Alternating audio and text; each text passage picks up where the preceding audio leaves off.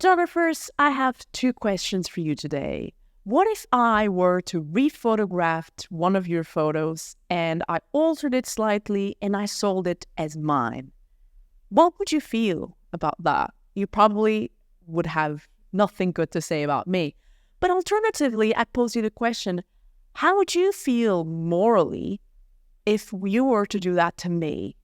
So it's actually the two-way question that I want to pose in this video because I want to momentarily scrap off the table those photographers that have, say, questionable methods, or the way they represent their subjects might not be the more correct one in a lot of people's eyes. We've talked about people like this, such as Bruce Gilden, and I want us to focus on another issue, and that is appropriation in photography and in the art world. And I want you to meet someone today, and that is Richard Prince. And I want to explain to you how Richard Prince has infamously been coined by many outlets online as being one of the most hated photographers in the photography community and in the art world. The first thing I met was a fly with a buzz in the sky with no clouds. The heat was hot and the ground was dry, but the air was full of sound. I've been through the desert on a horse with no name. It felt good to be out of the rain. In the desert, you can't remember your name because there ain't no one for to give you no pain. Marlboro was a very popular cigarette brand, particularly in the 1950s. In fact, the 50s are known as the golden age of advertising. And it was within this context that in 1954, Marlboro created the famous figure of the Marlboro Man, which was meant to popularize and masculinize the image of smoking filtered cigarettes, until then considered to be quite feminine. In fact, Marlboro, when it was first introduced in 1924, was sold as a woman's cigarette brand, so they were looking to reinvent their brand image.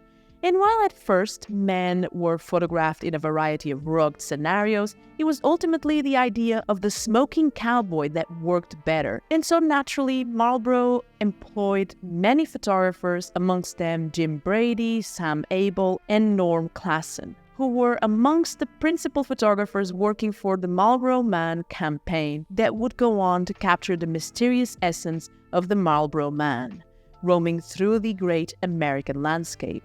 And this resulted in some really beautiful photos that changed the face of the brand and made them millions in sales. And of course, time moves on and new trends set in, especially in the advertisement world. Everything is so fast-paced. And so what happened is that although these images became so iconic and were so iconic at a time, were relegated to archives and to the basements of certain companies in their headquarters. For instance, like if we talk about the advertising world or the, sort of media world, we can talk about the Time Life Inc. Sort of headquarters, which is where actually this story is going to restart again, because that's where Richard Prince was working in the mid-70s. So, as I said, Prince in the mid-70s was, according to the Metropolitan Museum of Art, quote, an aspiring painter who earned a living by clipping articles for the magazines for staff writers, and what remained at the end of the day, after all his work, were the advertisements, featuring gleamy luxury goods and impossibly perfect models. And both fascinated and repulsed by these images, the artist began re-photographing them, using a repertoire of strategies, such as blurring, cropping, and enlarging, to intensify their original artifice. Now, this is where our story comes to a little bit of a halt, because I want to explain what is a re-photograph and how does that play a part in this, and how rephotographing something suddenly becomes intertwined with appropriation. And so, rephotography is essentially the act of repeated photography, meaning photographing the same place or reference twice, usually with a certain length of time between them, kind of like an exercise of then and now. However, in the late 70s, the act of rephotographing something became tied with appropriation. Artists would essentially pull from the works of other creators and the worlds they depicted in order to create their own work, initiating therefore a current of art appropriation that became quite popular around the 70s and 80s. And so it's a case of asking now, is this really art? Or as Non Klassen puts it in an interview, is this living off other people's creativity? This is a very interesting discussion, but before we dive into it, I want you to watch this. I was trying to make the photograph as much mine as possible. And I would just turn the focus to get some of the moire so that there was no reference that it came from a magazine page. I would do that deliberately. My images were also appropriated along with Sam Abel's. I spent 12 and a half years photographing on Marlboro, and he didn't just reproduce one of mine, he's reproduced a number of them.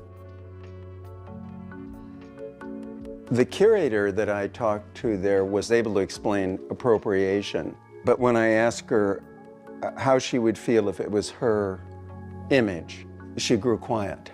And by the way, sorry to interrupt you, but today's sponsor is actually the members community, so you're more than welcome to join in if you can, if you're willing to, and you'll have a link down below. You can sign up through that link, and you'll have access to exclusive content and series that we're doing here on the channel, but only if you can. And that's a way of supporting the channel. Thank you so much to all members. And now let's go back to the video. Now let's look at this from the art scope. How can these photos be considered art? Well, Prince justified his view, claiming that in the 80s, the sentiment was very much that everyone had experienced a decline in hope due to the issues that proliferated American society. Anyways, so his images are meant to be provocative because by allegedly taking the cowboy out of the universe where if you smoke the cigarette, you can too become a cowboy, we are in fact revealing these images as, quote, hallucinatory fictions of society's desires. According to the curators of Prince's images, these photographs deconstruct the American idea of masculinity. Anyways, after this, Richard Prince would go on to sell several images of his Cowboys collections through mainly Christie's and Sotheby's auctions that totaled more than $19 million.